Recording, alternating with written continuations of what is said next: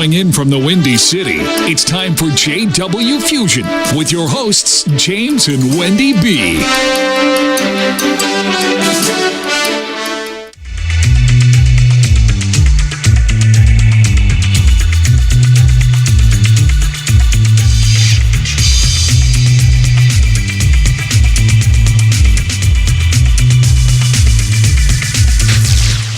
Welcome to this week's broadcast of JW Fusion. I am your co-host, J.H. Garber-DeVars, and I'm here with Wendy B. Wendy B. The one and only. I am here. Hey, listen, we got another great show this week, babe.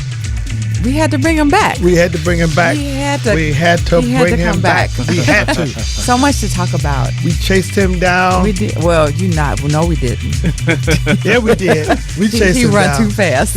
Yeah, he does run too fast. And too long. Right. He's gonna wear us out. I would have quit after a block. Right, me too. Hey, you know what? But doing all that makes 50 look good on me. All right, tell the people.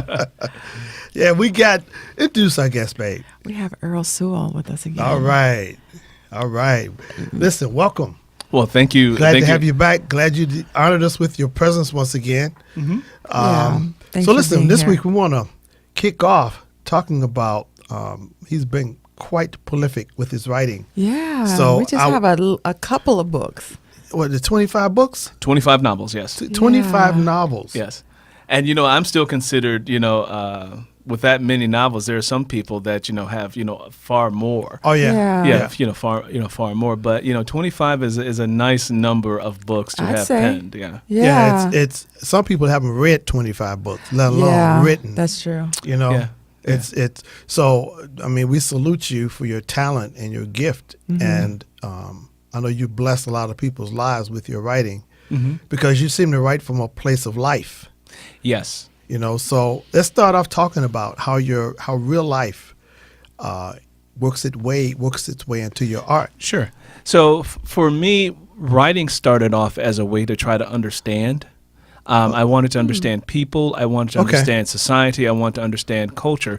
And so it was my way of trying to wrestle with some of the big arguments or social issues that, our society has here. Okay. And trying to, again, find a solution that I thought, would work. And so it starts off with, an argument, or my writing generally starts, or my stories generally start off with a particular issue that I'm trying to solve. Okay. So one book I wrote, for example, called Have Mercy, is a story about what do you do when, and this is a thriller.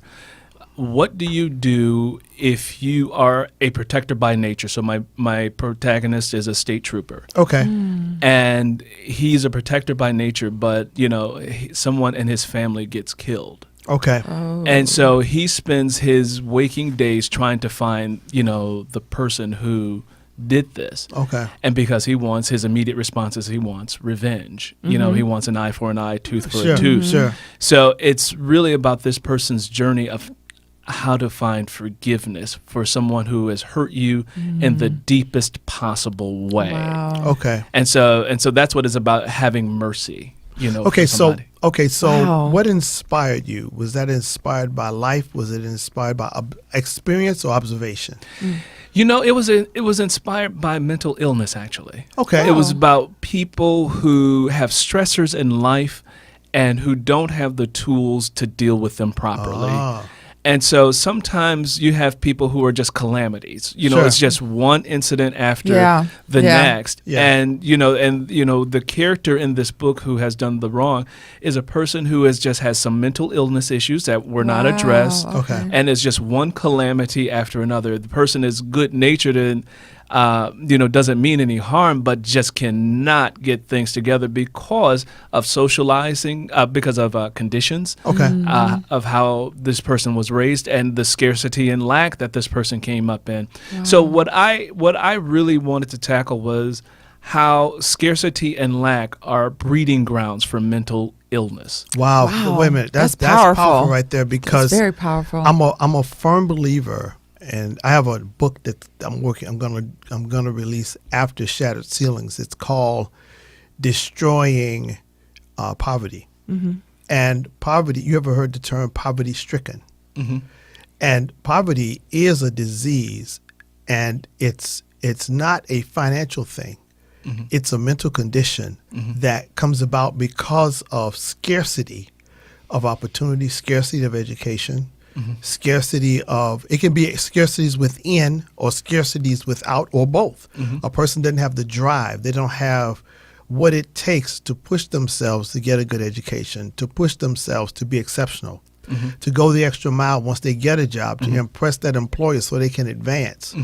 And people who tend to do well in life, they tend to have there's something in them. There's a work ethic, so to speak, that's in them, a drive that pushes them.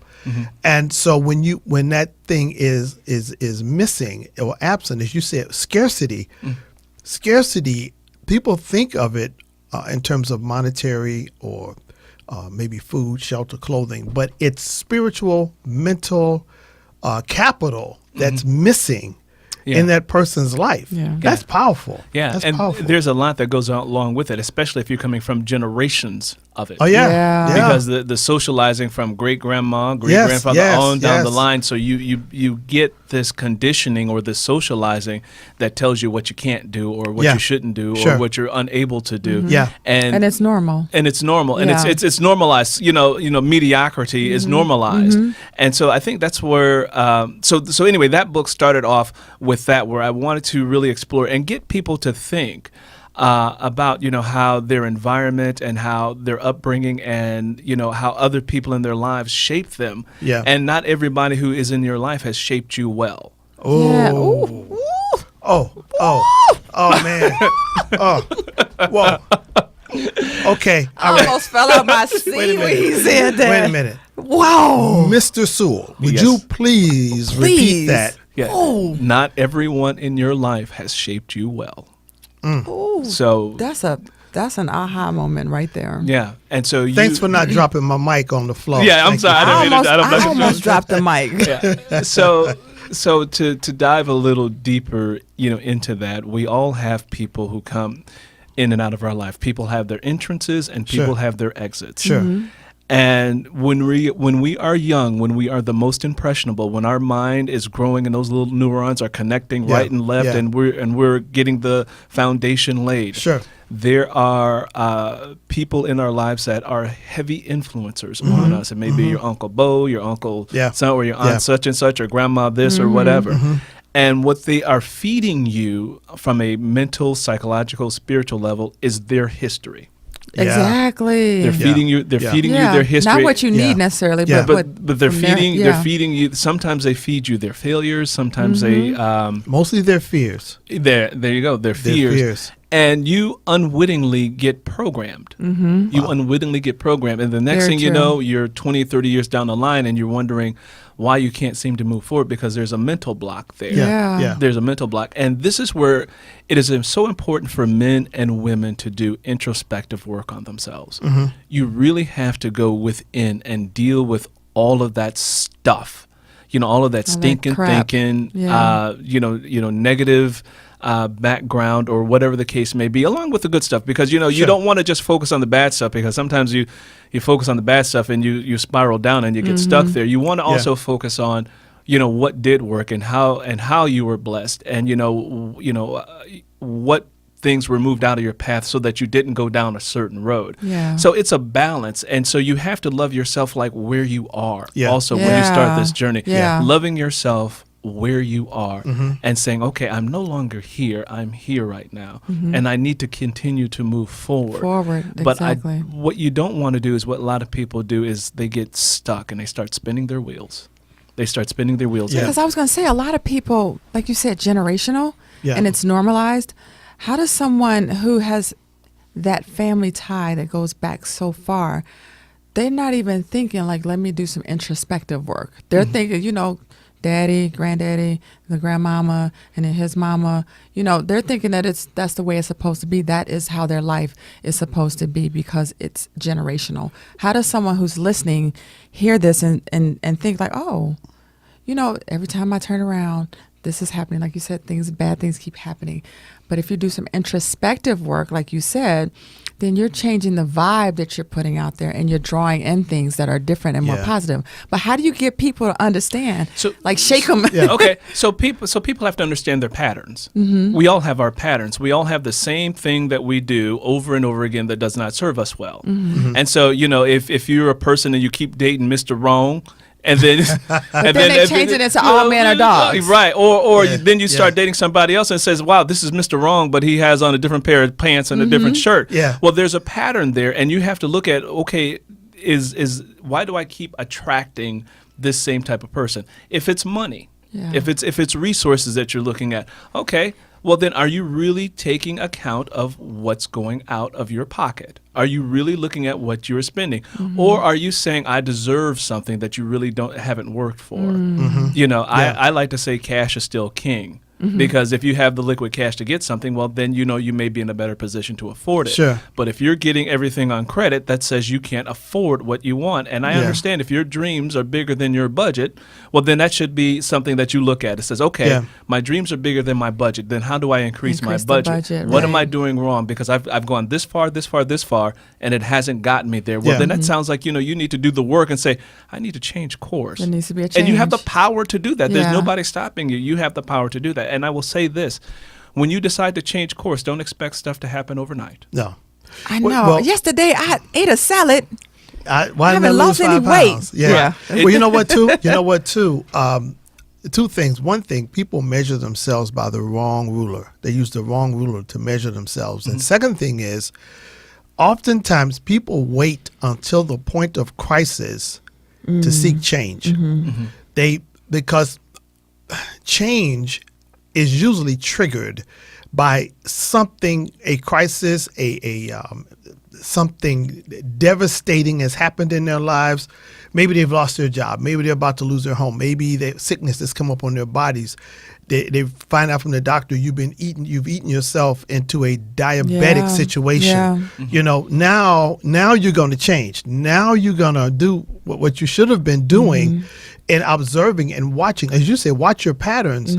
Because that's something I started doing when I understood it. I started watching my thoughts because I had a tendency to be very self-critical. Because of my past, I was very self-critical. I grew up like that. As you said, a person that shaped you didn't necessarily shape you well. Like my father was a very strict disciplinarian. So I grew up very obedient to authority, and I'm still very obedient to authority. But by the same token, the creativity that I had as a child, because I'm 7 years old, at 7 years old, I could play a Hammond B3 organ, a double level organ, and read the music in the back of the book. I was just advanced in playing piano and playing organ. And I was trying to design spaceships. I used to draw planes and just drawing things because I had a mind to do that. I was very smart. I was so smart that when I started school, I could read. Because of the books I told you I had. From Dr. Sinaico. From Dr. Sinaico. So I'm in kindergarten, first grade. I can read. All right. So they wanted to promote me 2 years ahead. But I was sick with pneumonia as a baby, so I was prone to get cold. So I missed like half the school year. But I still was promoted because I was doing just so smart. But what that did was the discipline it shut down that creativity that was in me. It shut down It put you in a box. It put me in a box.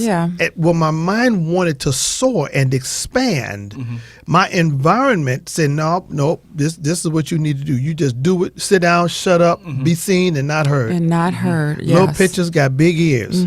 All of those, all of those negative phrases that may come up, stay out of grown folks' business. If you ask a question, you're asking too many questions. But that's your curiosity as a child, where you're trying to learn. Natural curiosity. The other thing I want to go back to you said, Wendy, how does a person do something like that? How does a person, get that revelation that I need to do something? So here is an exercise for you, for folks that listen. Get your paper. So your brain, your mind is a wonderful, wonderful, powerful tool. Yes, indeed. Most people aren't Yes. taught how to use it. Yes, Okay. that's true. We just sort of go through life and let, social media, television, music, or hip hop, whatever the case may be, program us. When was the last time you actually went into your brain and actually programmed it and paid attention to what your brain is doing? Yes. Because you are not your brain. You are not your brain. You are the awareness of your brain. Yes. And you can become Yes. aware of your Yes. brain and what it's doing. So an exercise would be, and I'll give you this example before I do it. Right now, somebody may not be thinking about their baby toe.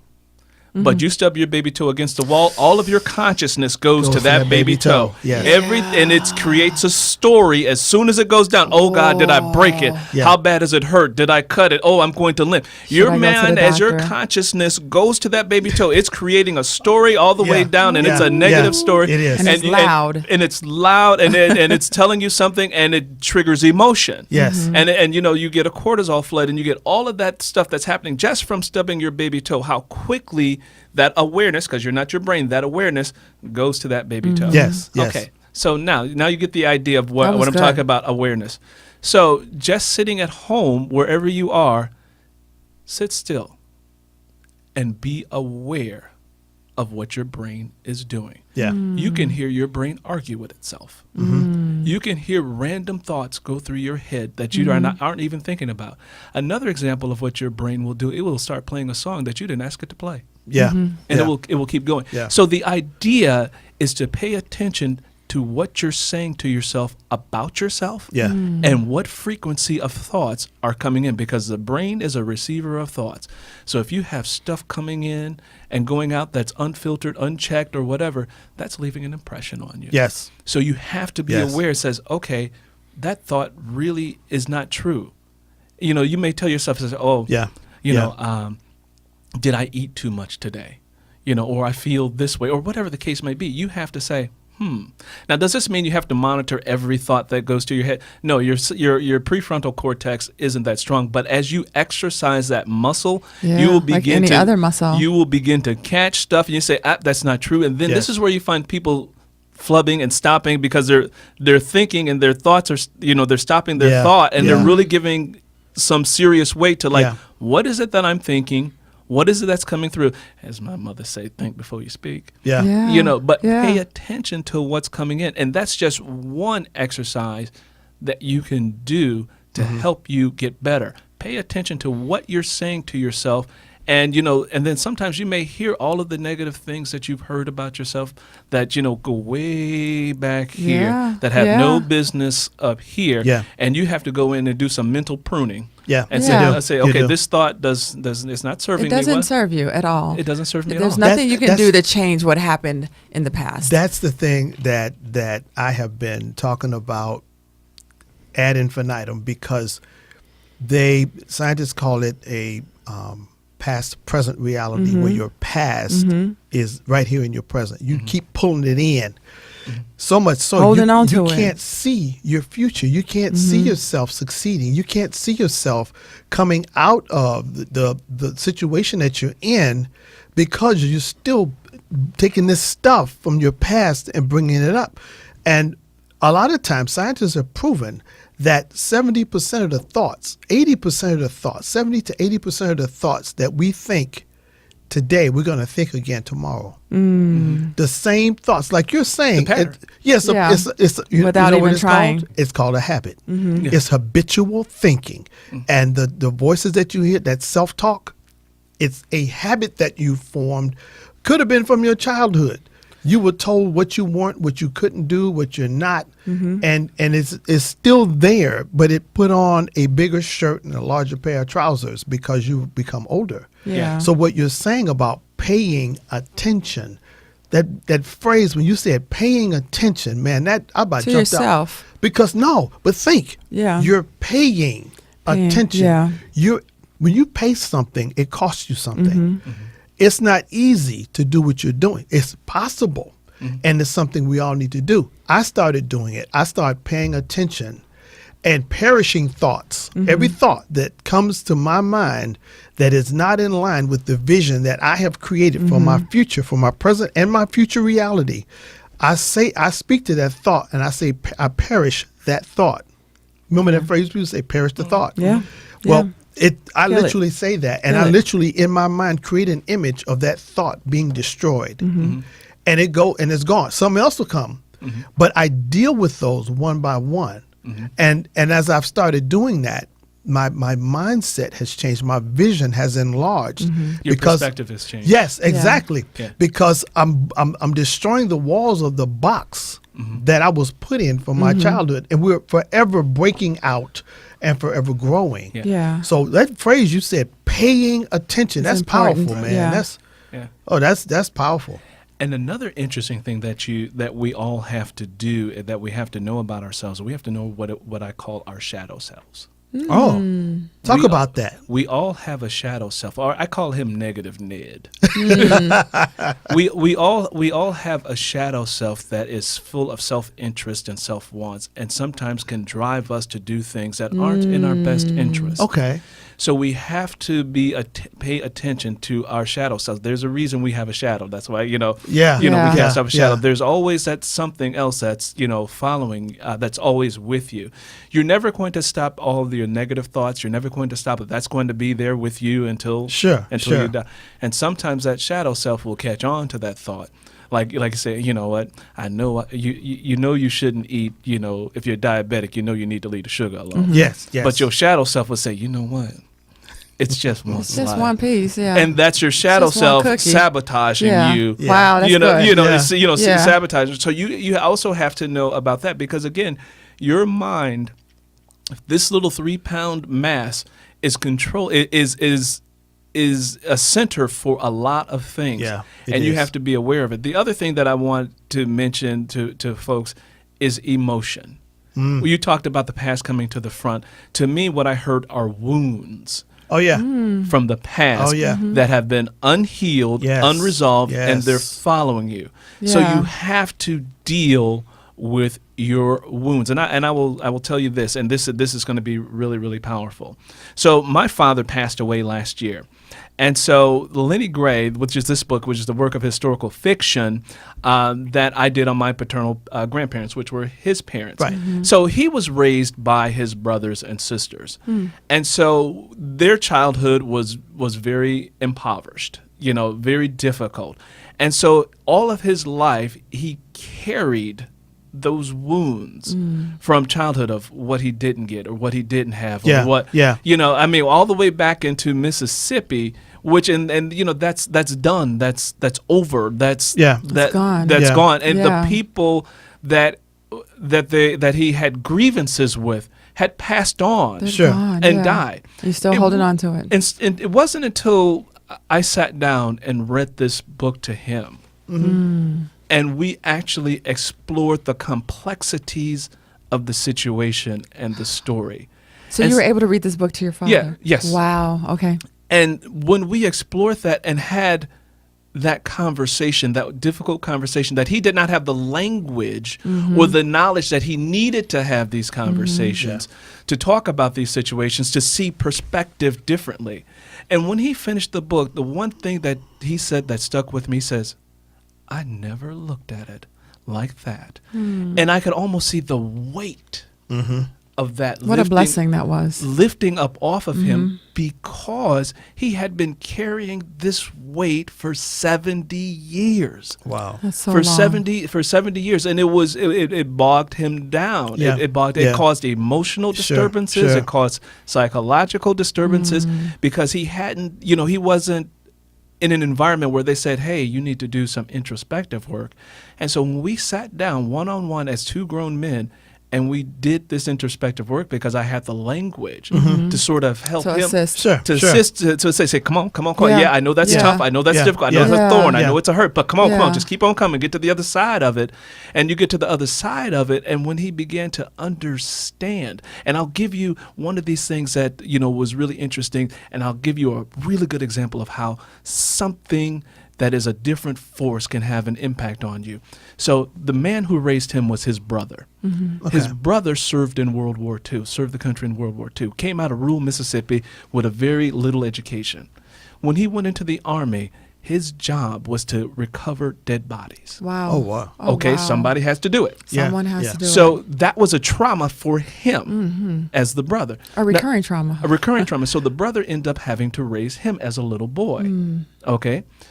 So what does the brother do? Tells him all the horror stories of war when he was a little kid. Yeah. So whenever I would come visit my father, what's he watching? Horror movies. Horror movies. All the time. So I said, why are you watching horror movies all the time? And he says, I don't know. I said, well, what do you think about when you watch the horror movies? He says, my brother. And I said, well, do you see the connection there? Yeah. Your brother's Yeah. trauma, you have inadvertently from childhood, because his brother was old enough to be his father, Sure. inadvertently from childhood started carrying the burdens Yeah. of war and horror of that your he'd never brother. experienced because Wow. So you That's- have to look. That's like I said. Everybody who shaped you did not shape Yeah. you in the best way. Now, did the uncle mean to I was do about that? saying it's not malicious. It wasn't necessarily. malicious. Yeah. It was just something that happened, and that's why I said when you look at that shadow, that shadow part says, watch a war film, you'll think about your brother. Watch a war film, Yeah. watch horror, you'll think, and it's like you have to stop. He died in the 80s. That was 30 years ago, Right, and right. you're still carrying. So that's what I talk about. And if you don't have someone like your dad had you, that's what therapy is for. Again, we go back to that word scarcity. The scarcity of having someone who has the emotional intellect to be aware and can help a person, which is what counseling is for. I was about to say, I Most think that people would be a don't- perceived scarcity because you have someone. There are people out There there, are people out there, that but- can help you, but until you do that self work, Yeah, you got to realize and know you that need you it. need it, Yeah, then you it's know true. then you know That's who to true. reach out for. And it's funny, as you start to develop that sense of yourself, then people start coming to you that you need, that help you Yeah. along the Yeah. way. Well, Yeah. and you're not carrying emotional weight Mm-hmm. because people the people say, all weight isn't visible. No. Okay, because you can be carrying stuff on the inside of you that Yeah. is a heavy Yeah. load. Yeah. And we're constantly shifting emotional loads all day long, trying to manage them. And so this another thing for people is meditation. So some people don't understand the power and the gift of meditation. That's a gift that's been given is. to us It is. from above to help us to deal with everything that's going to happen to us while we're in this particular form. Do you know So the good. most enlightened people spiritually and emotionally and mentally, the most enlightened people, they tend to, meditation is a part of not their life, but their culture. In certain parts of the world, people are so balanced and so centered because of the time they spend meditating, the time they spend on the inner And man. they're raised to be that way. And that's a they part. have That's the what I'm saying. children It's a raised part of them. their culture. Like our culture is watching television, Turn the going to TV the on. park, going Yeah. to the pool in the summer, having a picnic. Their culture is certain time of the day you meditate. You get up in the morning, you meditate. You go within and you Yeah. search. Or or even sometimes I see people out in the morning doing Tai Chi. Yeah, Yeah. yeah. Just having that moment of movement. spiritual bliss. Yes, And, yes. and living in a big metropolitan area like Chicago, people don't realize how noise pollution impacts you emotionally until you get into a rural area where it's quiet, it's a little more Yeah. peaceful. Very different. You can hear the birds singing. my you gosh. can Yeah. all of Yeah. a sudden you can feel yourself like, Yeah. Yeah, Matthew went somewhere downstate, and he was like, "Ma, I can see the stars." yeah. It's a different feeling. It's a It's a different very feeling. different It's a different feeling, and you get to decompress because even the noise pollution of ambulance sirens, car horns, all of that just pushes down on you, and you don't even realize it until you get out of the environment. All of a sudden, you say, "Oh my God." Like, oh wow. I feel that's why people Yeah. like vacations. Yeah. They don't want to Yeah. come back from And vacation. you know Yeah. what, too? That environment enables you to hear you better. You can hear the inner you. You can hear the things that you need to hear, the things that the Creator's trying to get over to you. That because of the noise and the clamor, you can't hear it. Right. You can't. It's just too noisy. Which Yeah. is, I try to get up Monday through Fridays. I'm up at 3 to meditate. On the weekends, maybe a little bit later. But that time is so precious, and the things that have come out of it are invaluable. Money can't buy. No. You know, and I'm sure you spend time meditating because of what you do. But listen, we got a commercial break coming up. We will be right back shortly with our special guest, author and extraordinary athlete, Yes. Mr. Earl Sewell. We'll be right back after this message. This book is the story of Jameson Harold Donovan, who lives in the city of Sussex Falls. Feeling trapped in his dysfunctional marriage to his wife and a stranger to his own children, thoughts of suicide dominate his waking hours. Jameson discovers he was selected before birth by the Almighty to receive quasi-angelic abilities. Between the ticks of the clock.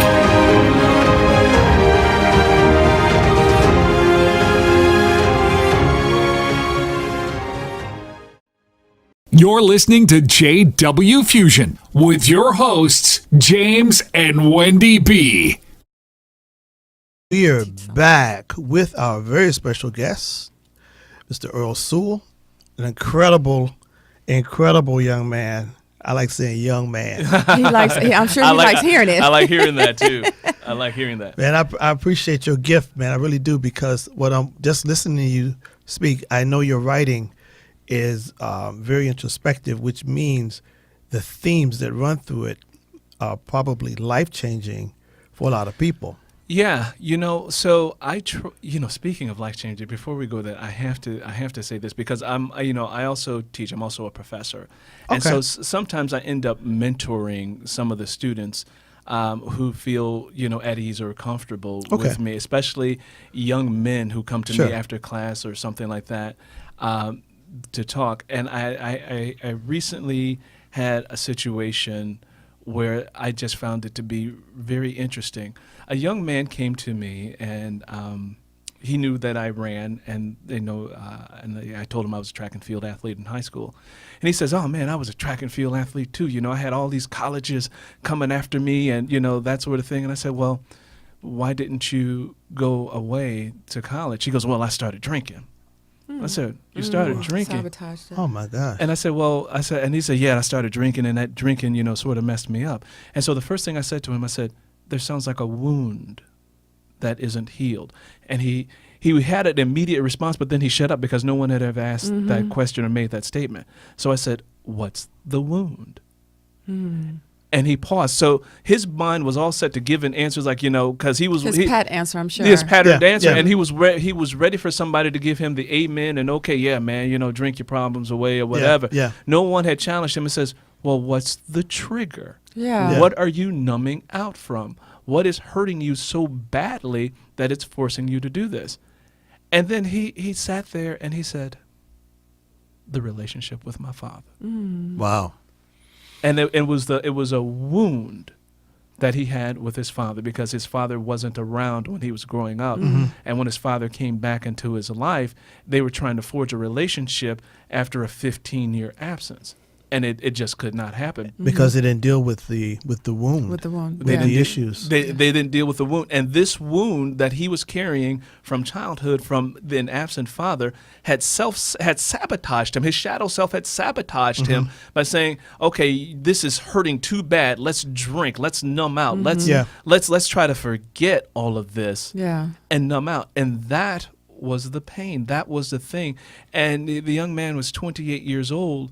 And I'm like, there's still you still have time. There's still time, but you Still have young. to go and deal with the wound. Yeah. Yeah, I noticed he said that drinking, like it was something external that happened to him.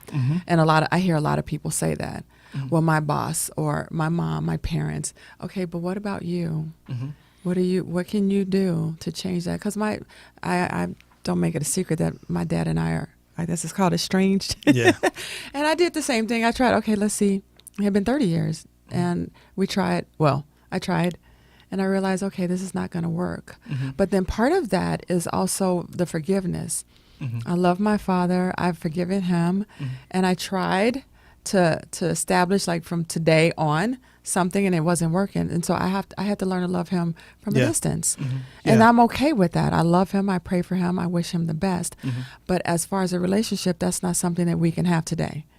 Well, you know what, too? Forgiveness is always for you, not the other person. Yeah. And forgiveness does not necessarily mean reconciliation. Right.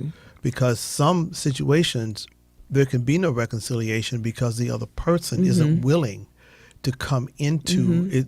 Reconciliation means to reconcile. Yeah. You need two parties or more for that to happen. Yeah. So if that other person isn't willing, then all you can do is forgive them. Yeah, he was stuck in the and past. then you heal within yourself. He's living in the past. Just from your conversations, he's living in a past, present. His past is so in his present, he has no present. And he can't even see a future. Yeah. But I had used that, and I hadn't, like, that's why I was asking you the question about what if people don't know. Like, I had this thing that, you know, I'm gonna date somebody, and they're going to be great. But I'm waiting for the other shoe to drop because it's going to drop. But then I had the confirmation when it happened, not realizing that I was causing it to happen because of the expectation I had out of the relationship. Expectation is huge. Yeah. When it So comes to it had to faith, take when me- it comes to believing. Yeah. It you had know? to take me going to counseling Yeah. to realize and understand, okay, the next people you meet, just take them for who they are that day. And today was good. And James said, I would tell you all the time, today was good. Yeah. I'm not trying to, I'm not the shoe. I don't see a shoe. But it took that work, and you have to do that work. Well, You yeah, do. and that's the work that a lot of people, you know, struggle with doing, you know, because the last thing It's I'll not say, easy. Yeah, the last thing I'll say, you know, before, you know, as my father approached end of life, the one thing I'm glad I did is I sat down and I interviewed him. Yeah. Oh, wow. And I got to ask all of the tough Oh, questions. yeah.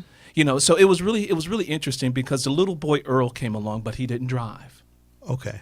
So I brought the little boy Earl along, and the little boy Earl asked the questions, and I asked the question. I said, "It's okay, you know, this is Yeah. just you and I, Just talking. just talking." and understanding. and understanding because Yeah. now you know I had did the introspective work and I went back in the family's history and pattern. Sure. I so understood. you could handle emotionally the conversation. Right, I could handle it, and so I got to ask him questions. What did you spend too much time wasting doing? Where did you waste too much time? Wow. And he That's answered, good for people to do nowadays. right, yeah, and he said I wasted too much time drinking. Little boy Earl was Yeah. like, I'm glad you acknowledged that. Yeah. Yeah. It helped you, but then it helped him. It helped. It helped them. It helped him, and so then he knew that. He knew that, but he never acknowledged never that. verbalized. Yeah. Nobody ever asked him. Right. Well, yeah. Nobody And ever that's a asked good him. question for so- us to ask ourselves nowadays. Right, and What so- am I and so I spending said, too well, much time doing? When did you start? And he said, my crazy friend Chris got me started way back when we were 16 years old in Wow. high school. Yeah. That's that past. It's the past. I yeah. started at 13 in 8th grade. Wow. We were drinking on a regular. And it was only because of, I overdrank once, one New Year's Eve. That's such a bad feeling. It was Oh, horrible. I was yes. 14 years old. I'll never forget, it was New Year's Eve. We drank a fifth of vodka. Jesus. And How many wait a of minute, you? a fifth of, it was 3 of us. We had a fifth of vodka, and we had like a fifth of cold duck. Okay. And what is cold duck for people Cold who duck don't know? is like, it's cheap wine. Okay. Mixed we with had- some vodka. Mixed with vodka. And we drank that, and I was so sick. From that Wow. situation, I stopped drinking. I didn't drink again until my high school graduation night, and it was very minimal, just celebrating. But I didn't even want it. Yeah. But it did something to me. Now later I started doing drugs, but I didn't mess with alcohol too much because of that. That was a very traumatic experience, which was a blessing because I could have been an alcoholic Easy. at Yeah. 13 years old. Yeah. A lot of So- times it starts that way. Yeah, You start it young. does. So that's the blessing in it for me because I understood the environment that caused, because my granddaddy apparently, was making that Thunderbird or whatever. That hooch. Yeah, and that just sort of Yeah. trickled down as like a maturation into manhood, to have a drink or whatever the case may be. Yeah. But the blessing for me is I saw how it ruined health. And so I never drank. And that's a good segue because you healthy. Yeah. You real healthy. Yeah. So it's one of those things where I just realized that I want to keep this vessel as healthy for as long as I possibly can. And that's just not only physically, that's spiritually, and that's mentally, and that's emotionally. Because, it's all of those. It's all of those. Because if you think of all those things like a table, a four-leg table, sure. If one of the legs breaks, then you're leaned in a particular way. The other thing I would like to, share with folks is that although all of those forces come into your mind and, may cause you pain or to do things that aren't in your best interest, there's also things that come that do you very good. And I'm quite sure everyone can think of something or someone who was a real blessing in their life that helped to shape them and helped to move them in a good direction, or even something you did for yourself that helped you to move in a better direction to make a dream come true. Sure. Because we are all filled with dreams. Some of our dreams are behind a dark cloud, some of them maybe behind the wall, but there's a dream. There's a dream there. And in order to make a dream happy, you really have to get your mind right. You do. You have to get your mind and your emotions focused in the right way. Because you can have a thought, but if there's no emotional connection to it, you're not going to do anything. So there may, like for me, there may be people out there who want to write a book, or they know they have a book in them. And people say, I want to write a book. Okay. A lot of people say that. A lot of people say that. Yeah. Hey, before you continue, studies have shown 80% of the American population has expressed a desire to want to write a book. 80% of the population. Yeah. Okay, go ahead. Yeah, the question is, are you willing? Are you willing?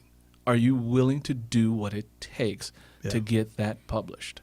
And to get it done well? Are you willing to do it? Because writing or anything is not an easy endeavor. It's it's a laborious slog. But when you get to the end of it, there is a gift. There is a reward. There is something that your spirit gets. You get a very deep spiritual payment from it. And that's just not with writing. That's just with anything you want to do. You have to ask that question: am I really willing to do it? You may want to start a business. Are you willing to do? Are you willing to give up weekends? Are you willing to work long hours? Are you willing to be of service? Are you willing? So everybody, a lot of people just want the prize at the end, but they don't want to do the work. Yeah. Everybody wants to be the CEO, but they want to take the express elevator. They don't want to take the stairs, because when you get to the top, you got to take a step here because it's not about getting to the top. It's about who you become in the process, journey. in the journey. Yeah. You know what? It comes down to, I listen to Les Brown a lot. And Love Les one Brown. of the things he says is he learned early on in his life in high school. He thought he wanted to be a football player until this guy knocked the stew out of him. Yeah. He got up and said, he didn't know where he landed. Worth it. The pain is not worth what you get out of playing football for him. Now for someone else it may be.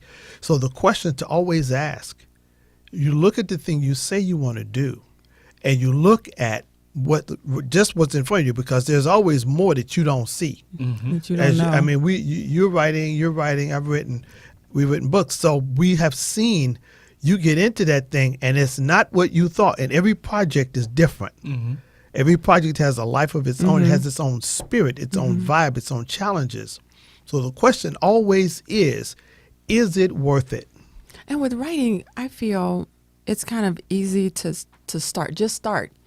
Write something. See how you feel as you're writing. But I hear so many people saying, well, as soon as I retire, well, as soon as the kids get older, okay, well, as soon as, just start today. You have 5 good minutes, write 5 good minutes. Right.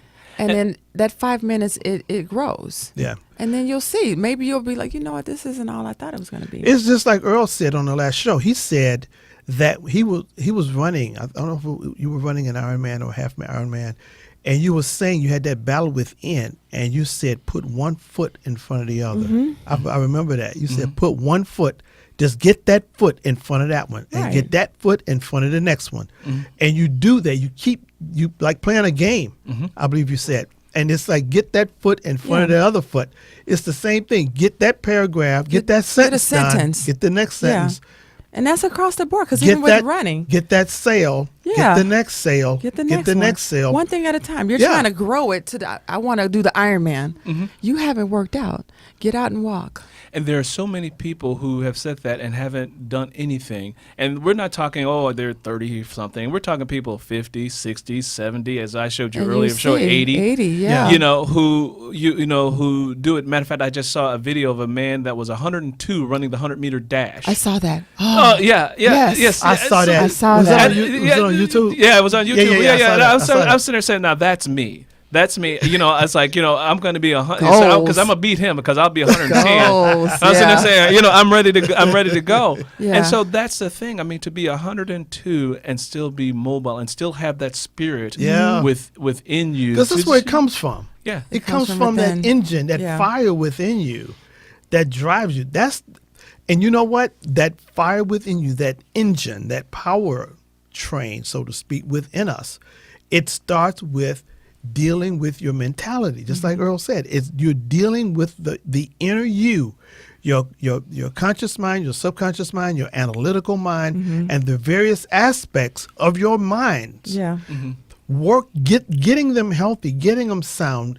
And there used to be a saying, I forget what channel it was when I was a kid. It was a cartoon thing, like Romper Room or Captain Kangaroo. So you're going back too far, babe. I know I went too far. Like, wait, what? They used to say, eliminate the negative, accentuate the positive. It was a song. Wow. Eliminate the negative, for today. Accentuate the positive. Okay.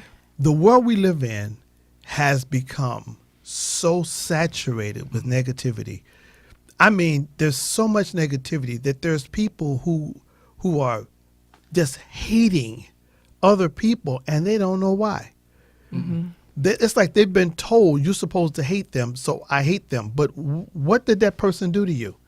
Yeah. That ain't the point. You're right. Yeah. Don't make me have to question my logic. Don't make me have to question or illogic. Yeah. Don't make me have to question my rationale. Yeah. Because, we as human beings, we do things that are, not rational. We're not as rational as we like to believe we are. No, yeah. No. But, even with all of that, for you, your brain, your mental space is a prize. It is. I And agree. what you allow into that space matters. So if good. you're plugged into the negative news cycle or the negativity Like of whatever, CNN is always Sure, on. sure. yeah, if you Yeah. are plugged into that, that's what you're feeding yourself. Yep. So if you want to change your frequency, change your channel, and do something extraordinary, change the channel. It's just as simple as, what are you feeding yourself? If you want to start that business, if you want to do this, are you feeding yourself the right food, or are you feeding yourself, That's good. the That's negative good. thing? That's good stuff. You got to That's good feed stuff. yourself. Yeah. You got to feed yourself the right food to get you to move forward. And then this is where it comes, where you surround yourself with the herd that's going in the same direction Yes. that you're going Yes. in, and so that you can learn from each other in that herd. But if you say you want to do something, but then, I like to say this, if the tongue in your mouth and the tongue in your shoe are going in opposite directions. He dropping bombs today. That's a problem. Wait a minute. Let me say this. Whoa. He has given me two He titles. dropped 2 bombs today. Because I'm thinking of writing a book, Your Shadow Self. And the second book would be Your Tongue's Going East and your shoes are going west. Love that. Hey, if the tongue in your mouth and the tongue in your shoe are That's- going in opposite direction, that's I called hope everybody confused. heard It is. that. That's called confused. That's double-mindedness. Yeah. Right. It is. So, but when you can get the tongue in your mouth and the tongue in your shoe to go in Go the in the same right direction. direction, you Yes. are a powerful Yeah. human Yes. being. You Yes. can get stuff done. Yes. And watch how all those negative people drop off because they see something in you. They see a spark. Yeah. They see a fire. Yeah. They see a drive. And then Yeah. watch out, because when you do that, the outside saboteurs may try to come in and try to like my father had this saying.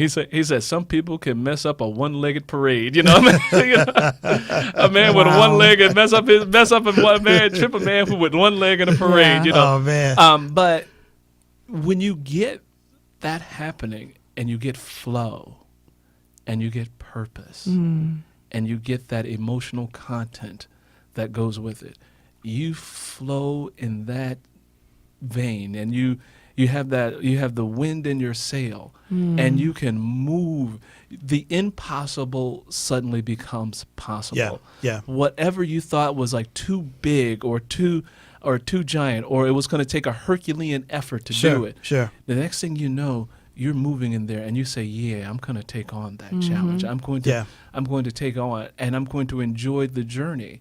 But that's really getting everything in alignment and going the way you want it to go.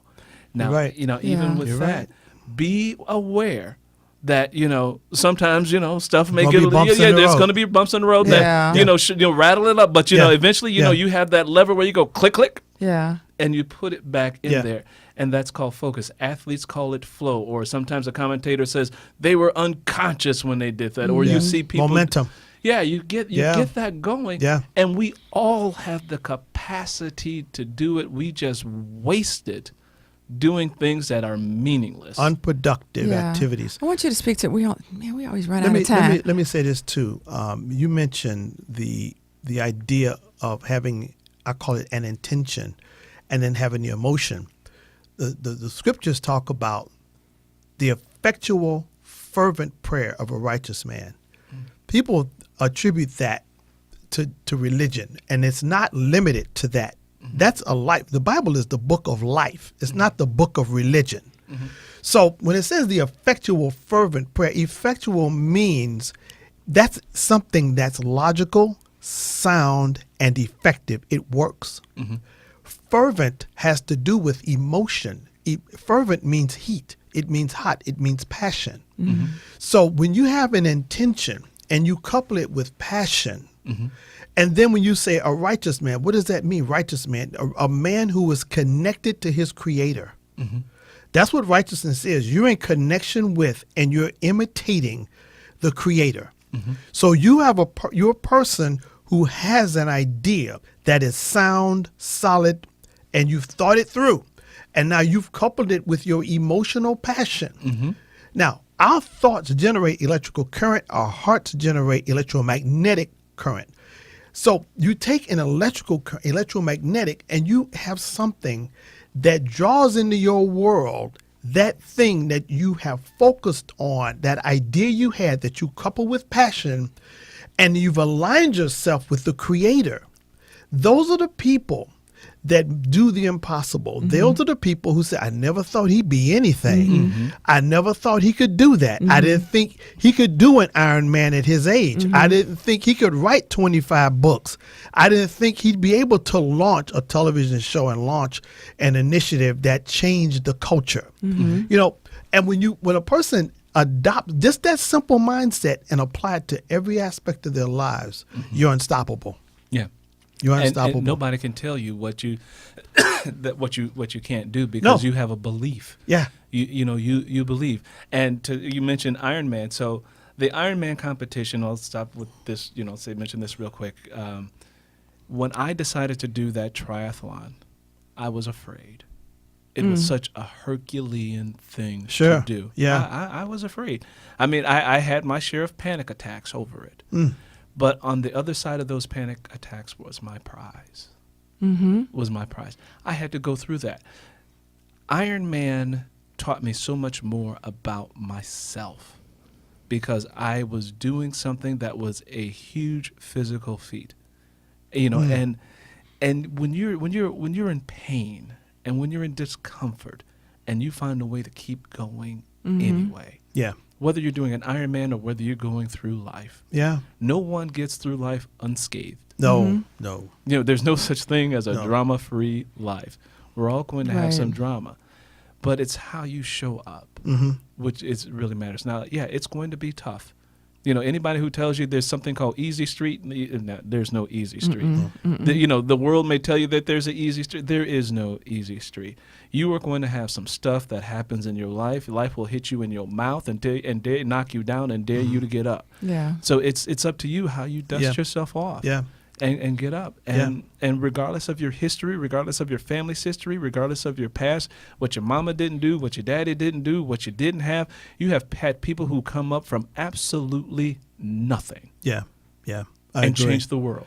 Yeah. But listen, I want you to talk about that since we're on the Ironman thing.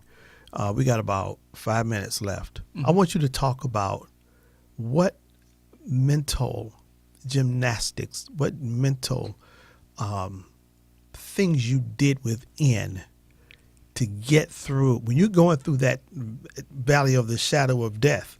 Because there's a point you come to where once you break through, it's like the sound barrier. You know the story of the sound barrier. When the closer you get to it, the more it shakes. And once you break through that, the sound is behind you. Now, so talk about what you did, Earl, to break through in that event that people can use in life. So first of all, before taking on any task, I have to get my mind right. So before doing that, it was meditation and constantly feeding my mind images of other people doing what I wanted to do. Okay. Social media is good for that. YouTube, is endless. Is endless. So every morning before my mind starts its negative stuff, something positive. Watch it. And then it was all the creative visualization of believing and actually seeing myself doing it. Constantly saying you can do it. The positive self-talk, seeing myself doing it, watch other people doing it, then go align myself with people who are training for it. Sure. And so it was like all of this positive stuff that comes in that I had to get my mind wrapped around. Yeah. So to get to your specific thing, it's like when you're in that moment. My worst moment was the open water swim. Ooh. Okay, because for those of you who don't understand that, this is where you're just swimming out in a lake. There is no pool, you go swim to the side. There is no stopping, you stop, you drown. They'll get you. Yeah. They'll try to get you before that. But I did not want to. I told myself, you will not stop, you will not quit. Regardless of my heart rate, regardless of anything that happened. So my worst part was the swim. So I'm swimming along, and I have on my goggles, and I have my earplugs in, and I got my breath, and I'm breathing fine. I had the wrong goggles on. My goggles were clear, because I said I want to be able to see everything. I needed goggles that were tinted from the sun. Yeah. So I'm swimming out. The sun is brutal on some water. I'm swimming out, and I'm like, oh, man, I got my stroke. I'm fine. I'm like, oh, yeah, I'm just passing one buoy. It's like 8 buoys out, 3 buoys across, and 8 buoys back. Yeah. I'm like, oh, buoy 4, buoy 5. I said, oh, I got this. I'm calm. On my stroke, my breathing, I'm not panting. The current's not too bad. And then I go swim down, and I come across, and then I start swimming back. And whenever you watch the sun on water, it looks like white. Yeah, it does. It does. Like bejeweled. Yeah. I'm up to the water, and all of a sudden, these white clear, these plastic clear glasses did not have sun tint. They did not have the filter. Oh, man. I went blind. Torture. I went blind. Gosh. So I could not see. And so I was like, okay, just keep swimming. Keep swimming. And so it's amazing how your center of consciousness will go, what if? The what if story will kick up. Okay. So the what if story kicked up. Well, what if you drown? Wow. What if you can't see? What if you swim out too far? I was about to say. And it was like the what if story came in right there. That was the moment. That was the moment. It's like, well, you better get out. You better get out. You're going to drown. You can't see. You can't swim. You can't see. You can't swim. You can't see. Panic. Heart rate. And it was like my subconscious part of my mind that said fight, flight, or freeze to protect yourself. Sure. Was in conflict with my prefrontal cortex, my thinking center that said you can do this. Okay. So it was conditioning versus will. Yeah. And that's that tongue in the mouth and the tongue in the shoe. They were going in opposite directions. And it was a battle. I mean, it was a battle royal. It was a battle royal. But interestingly enough, what happened for me is one of the lifeguards who was in the boat said, can you see? And I said, no. She says, yes, because you're swimming the wrong way. And I was like, now I'm doing extra work. So now my brain is really going. She says, look, I'll just row right next to the buoy, and you just sight me on the side. And every time you come up and you see me, you know you're going in the right direction. Well, look, we out of time, man. Oh, man. Listen, we're going to have you back. We got to give you back, man. Listen, you tune in next time. We're going to have him back. Earl Sewell, awesome, amazing, gifted, and talented. Listen, we'll be back next week, Thursday, 6 o'clock p.m. Central Standard Time. Until then, be blessed. Allow God's grace to flow in your life as a mighty river. Bye, everyone. Bye-bye. Thanks for listening to JW Fusion with your hosts, James and Wendy B.